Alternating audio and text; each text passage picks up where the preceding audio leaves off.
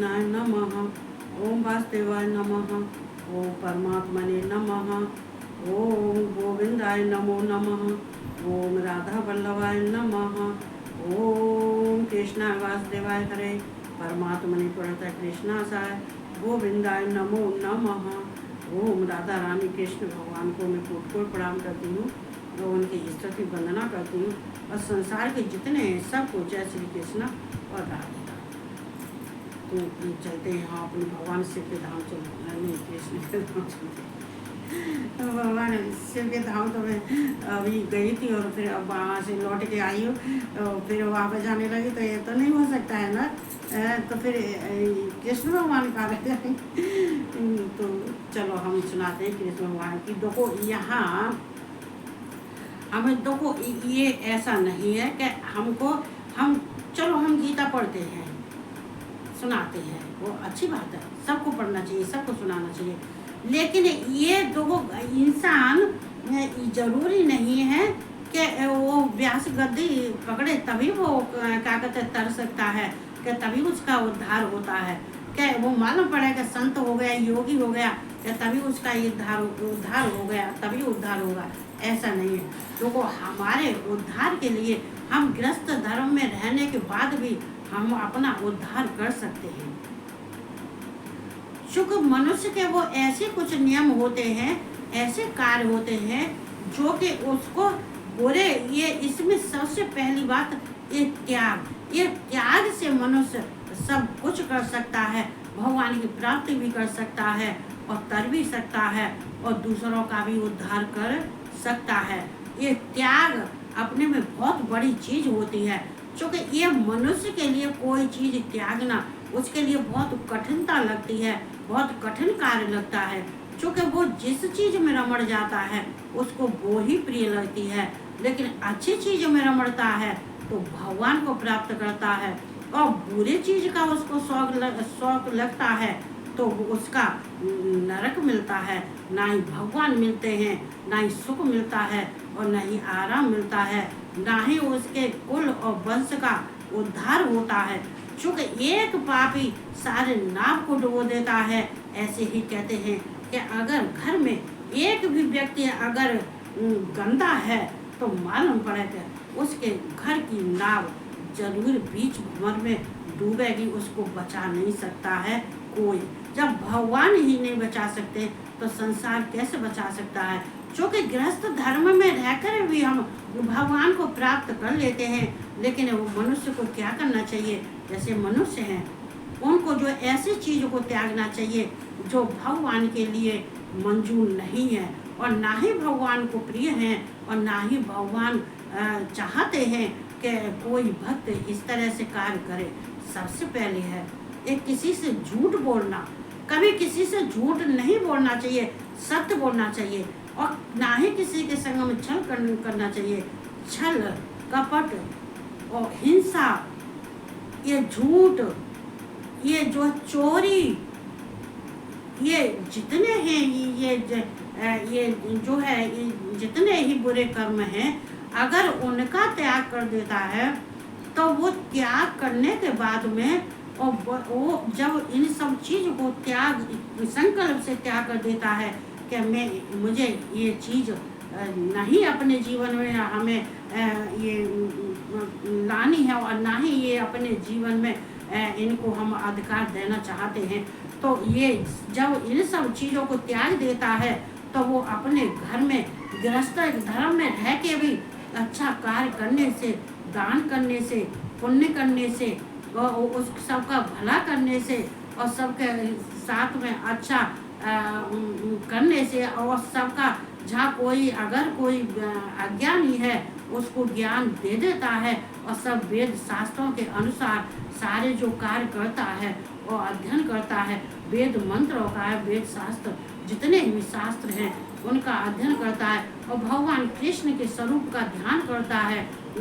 तो ये उसको कहते हैं कि उसके मन में कोई विकार नहीं रहता है, तो वो भगवान को प्राप्त गृहस्थ धर्म में रह के भी कर लेता है।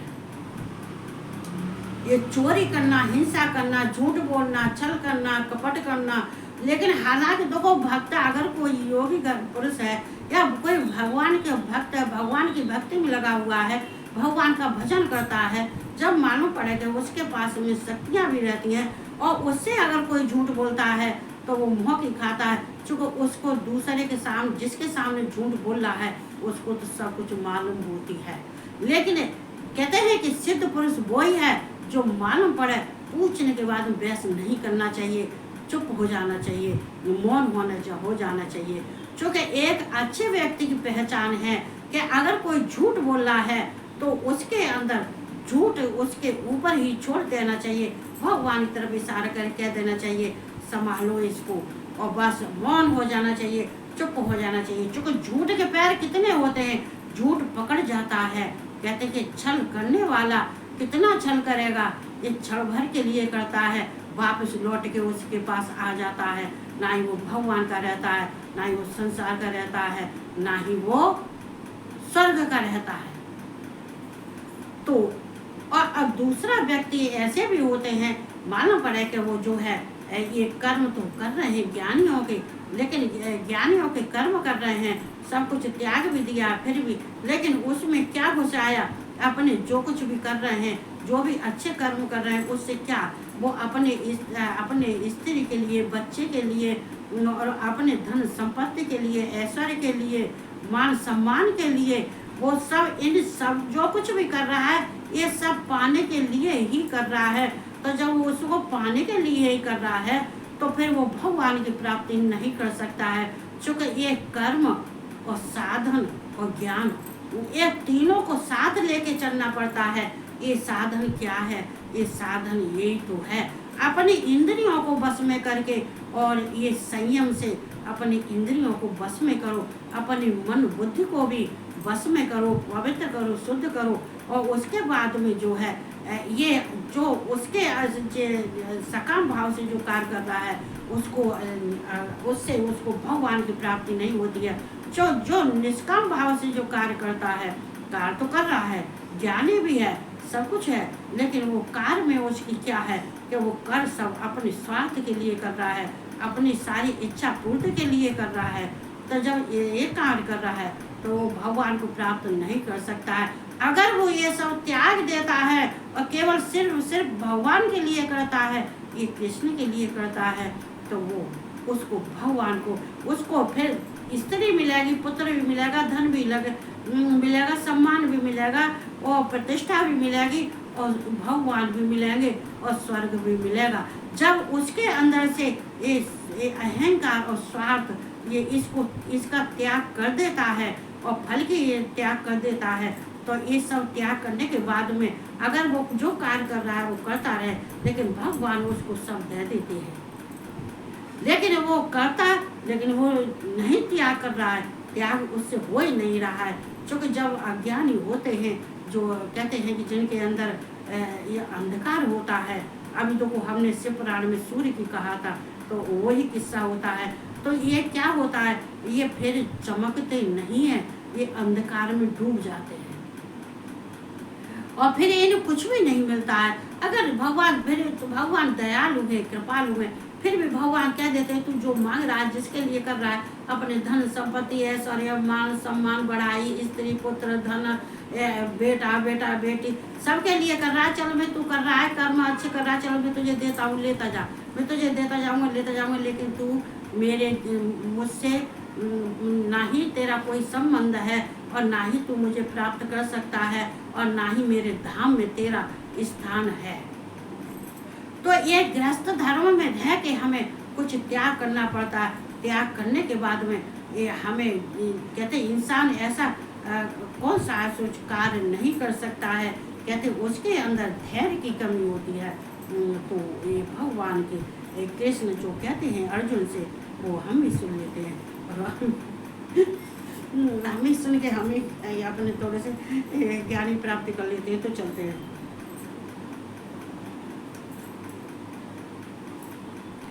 ये हमने 39वां को सुना दिया था कल। श्रद्धा वाल्लभते ज्ञानम तत्परः संयतेन्द्रिय ज्ञानम लब्ध्वा पराम शांतम चिरेण अधिगच्छत। देखो जितेंद्रिय का मतलब, देखो भगवान कृष्ण अर्जुन से कहते हैं जितेंद्रिय साधन परायण और श्रद्धावान मनुष्य ज्ञान को प्राप्त होता है तथा ज्ञान को प्राप्त होकर वह बिना विलंब के तत्काल ही भगवत प्राप्त रूप परम शांत को प्राप्त हो जाता है। देखो कितनी अच्छी बात कही है। भगवान कह रहे हैं जितेंद्रिय साधन परायण, मतलब वो जिसने अपने जितेंद्रिय का मतलब है जिसने अपने इंद्रियों को जीत लिया है, जो अपने इंद्रियों को जीत लिया है, ये संयत इंद्रिय,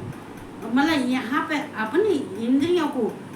संयम कर लिया है, अपने जिसको अपने इंद्रियों पर संयम हो गया है और अपनी इंद्रियों को मन को बुद्धि को वश में कर लिया है,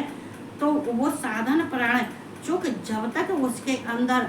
श्रद्धा नहीं होगी और जब तक उसके अंदर विश्वास श्रद्धा नहीं होता है तब तक मनुष्य ज्ञान को प्राप्त नहीं कर पाता है। चूँकि ये कृष्ण भगवान अर्जुन से कहते हैं कि जिसने अपने इंद्रियों को जीत लिया है, जितेंद्रिय अपने इंद्रियों को जीत लिया है, अपने इंद्रियों पर संयम रखा है और जिसने अपने मन को भी बस में कर लिया है, अपनी बुद्धि को भी बस में कर लिया है और अपने मनुष्य अपने शरीर से जो कुछ भी कार्य करता है वो केवल श्रद्धा और प्रेम से और विश्वास से भगवान को जो प्राप्त, भगवान को जो समर्पण करता है और मनुष्य जो कार्य अपने शरीर द्वारा जो भी कार्य करता है वो भगवान को अर्पण कर दे और अर्पण करने के बाद में केवल भगवान कृष्ण मेरा ही, कृष्ण कह रहे हैं अर्जुन केवल मेरा ही ध्यान करता है तो वो ज्ञानी होता है, तो उसको ज्ञान प्राप्त हो जाता है। और जो मनुष्य मुझको नहीं बचता है, मुझे जो अपने ज्ञान और इंद्रियों को नहीं जीत पाता है और ना ही किसी से तत्व ज्ञान लेता है और ना ही उसको मेरे बारे में तत्व ज्ञान का उसको मालूम है, तत्व से ना ही मुझे जानता है, ना ही वो किसी के पास ऐसे के पास में बैठता है जिससे कि उसको मेरा तत्व का ज्ञान हो जाए, तो वो अज्ञानी होता है, उसके लिए कोई ज्ञान नहीं है। तो यहाँ भगवान कह रहे हैं कि जो श्रद्धावान मनुष्य ज्ञान को प्राप्त होता है, जिसने साधन दो को क्या है, भगवान कृष्ण कह रहे हैं यहाँ साधन है, ये तप करना है, दान करना है, यज्ञ करना है, भगवान का ध्यान करना है, ये वेद मंत्र हैं उनका उच्चारण करना, वेद मंत्रों से कार्य करना, जो कार्य किया जाता है ये साधन है। ये भगवान तक कृष्ण तक पहुँचने के लिए ये साधन है, ये वेद मंत्र हैं। ये किसी अच्छे गुरु के पास में बैठना, किसी ब्राह्मण योगी पुरुष के पास में बैठना, उससे तत्व ज्ञान जानना, मेरे बारे में उससे सब वो ज्ञान प्राप्त कर लेना। जब वो ज्ञान प्राप्त कर लेता है और मुझे तत्व से जान जाता है तो वो मनुष्य ये ज्ञान को प्राप्त होकर वह बिना विलंब के ही, तो उस ज्ञान को प्राप्त करके वो उसके बिना विलंब, मतलब उसको इंतजार नहीं करना पड़ता है कि भगवान मेरे पास आएंगे, कि भगवान मुझे प्राप्त करेंगे कि या नहीं करेंगे, उसको जो विलंब नहीं करना कि भगवान मुझे कब प्राप्त करेंगे, तत्काल। यहाँ पे देखो यहाँ ये भी आया है तत्पर मतलब तत्काल। जैसे मान ले जाए कोई व्यापारी है, वो व्यापार करता है और जब व्यापार करता है तो वो क्या करता है कि वो सारा सामान जो अपना जो व्यापार के लिए बड़े तत्पर रहता है उसमें, और ये होता है कि अरे मैं ये व्यापार कर रहा हूँ, इसमें मुझे बहुत पैसे की आमदनी है, इसमें मैं बहुत पैसे कमाऊंगा, तो उसमें तत्पर माने तत्काल, और उसमें तत्पर रहता है, मतलब उनके तत्पर रहता है, मतलब हर समय ये बेचैन और व्याकुल रहता है, उसमें हर समय लगा रहता है, उसको ना ही भूख की चिंता, न प्यास की, न नींद की, न थकान की, उसमें उसको केवल किसी बात की उसको ना ही थकान, कुछ नहीं है, कोई चिंता नहीं है उसको, तो केवल ये है कि इस व्यापार को जो मैं कर रहा हूँ इसको दिन रात लगा रहता है कि इसमें मुझे पैसा मिलेगा, ये तो व्यापार मेरा बहुत चलेगा, इसमें पैसे की बहुत आमदनी है, तो इस कारण ये तत्पर मन तत्काल, ये तत्पर संयत इंद्रिय, इसकी इंद्रियां जो संयम में रहती है, ये तत्पर रहती हैं, हर समय इसमें लीन रहती हैं, तत्पर रहती हैं, मतलब जो है एकदम इसी में लगी रहती हैं और उसको और किसी की चिंता नहीं रहती है, चूँकि उसको पैसा उसमें मिलेगा। तो ऐसे ही अगर कोई मनुष्य जो है, जो ज्ञानी मनुष्य होते हैं, वो क्या है, वो भगवान को प्राप्त करने में वो कभी किसी से पूछते हैं, कभी किसी से पूछते हैं, कभी ब्राह्मण के पास जाते हैं, सिद्ध पुरुष के पास में बैठते हैं, गुरु के पास में बैठते हैं और उनको केवल सिर्फ भगवान के बारे में जानना होता है, ये तत्पर रहते हैं, तत्काल उनको भगवान की प्राप्ति हो जाती है, उनको विलम्ब नहीं होता है। भगवान बिल्कुल विलम्ब नहीं करते हैं, उस भक्त के पास जाने के लिए तुरंत दर्शन देते हैं, भगवान के कहते हैं तुरंत उस इंसान को प्राप्त हो जाते हैं, मतलब उसको ज्ञान प्राप्त हो जाता है, तुरंत ज्ञान प्राप्त हो जाता है। तो ज्ञान प्राप्त करना बहुत मुश्किल का कार्य होता है, हर एक किसी के लिए ज्ञान प्राप्त करना नहीं होता है। ज्ञानी होता है वो और कामों में अपना ज्ञान लगाता रहता है, लेकिन वो ज्ञानी नहीं होता है, वो अज्ञानी होता है। ज्ञान उसको कहते हैं जो तत्काल, जो तत्पर भगवान में ही रहे, तत्पर हर समय तत्पर मतलब भगवान में रहता है। ऐसे जो है तो कहते हैं यहाँ पे तत्काल ही भगवत प्राप्त रूप परम शांत को प्राप्त हो जाता है, तो वो तत्काल ही ये भगवत प्राप्ति को प्राप्त हो जाता है। ये ऐसे इंसान को जो है तो भगवान यहाँ अर्जुन को, कृष्ण अर्जुन को इस तरह से समझा रहे हैं। तो हमें भी समझना चाहिए कि जैसे तुम्हें और कोई साधन जुटाने के लिए, अपना मुनाफा, अपना कार्य करने के लिए, सुख आराम के लिए तुम हर समय तत्काल रहते हो, ये तत्पर तत्काल यहाँ पे जो यहाँ कहिए संयंद्रिय, तो संयंद्रिय का मतलब होता है कि इंद्रियों पे संयम रखना चाहिए। जो इंद्रियों पे संयम रख लेता है, जो भगवान की प्राप्ति के लिए वो हर एक किसी ज्ञान के पास में ज्ञान प्राप्त करता है, तो वो ज्ञान प्राप्त करने के बाद में ये कृष्ण को भी प्राप्त कर लेता है, वरना वो कृष्ण को प्राप्त नहीं कर पाएगा, क्योंकि उसके अंदर कहते हैं यहाँ सूर्य का जो हमने सुनाया था, ये सूर्य होता है, ये जब निकलता है तो अपनी किरणों से सारे संसार को प्रकाशित करता है, लेकिन उसके बाद में फिर अंधकार हो जाता है। जब सूर्य अस्त होता है तो अंधकार हो जाता है। ऐसे मनुष्य के जीवन में अगर ये बाहरी वस्तुओं को पाने के लिए इतने इच्छुक रहता है, वो कुछ क्षण के लिए होता है, उसके बाद में फिर उसका जीवन अंधकार में चला जाता है, अज्ञानी हो जाता है। तो इसके लिए भगवान कृष्ण अर्जुन को समझाते, अर्जुन तू ऐसा नहीं है। तो हमें ये सब ज्ञान प्राप्त करने के लिए हमें जाना चाहिए। और मेरा नाती आ गया है, थोड़े से मेरे आओ सोचे राधे राधे को आ गया। हाँ बंदूक दिखा दो, आप बंदूक दिखाओ, आओ आप बंदूक दिखा दो अपनी, कि यहाँ दिखा दो को हमारा बच्चा क्या लेके आया है। हमारा बच्चा बंदूक लेके आया है, देखो देखो। मैं शूट करता हूँ। हाँ, और किस किस को शूट करते हो तुम? मैं करता हूँ रावण को और सबको कर देता हूँ। अच्छा, और हाँ। मैं अपनी गोलियां से सबको खत्म कर देता हूँ। और ये फिर सब इस गोलियों में आ जाते हैं। अच्छा, सब गोली में आ जाता है। तुम कौन हो तो फिर? मैं हूँ स्पाइडी। अच्छा, तो तुम तो बहुत ज्ञानी हो ना, बहुत अच्छे हो। समय से मर भी सकते हैं।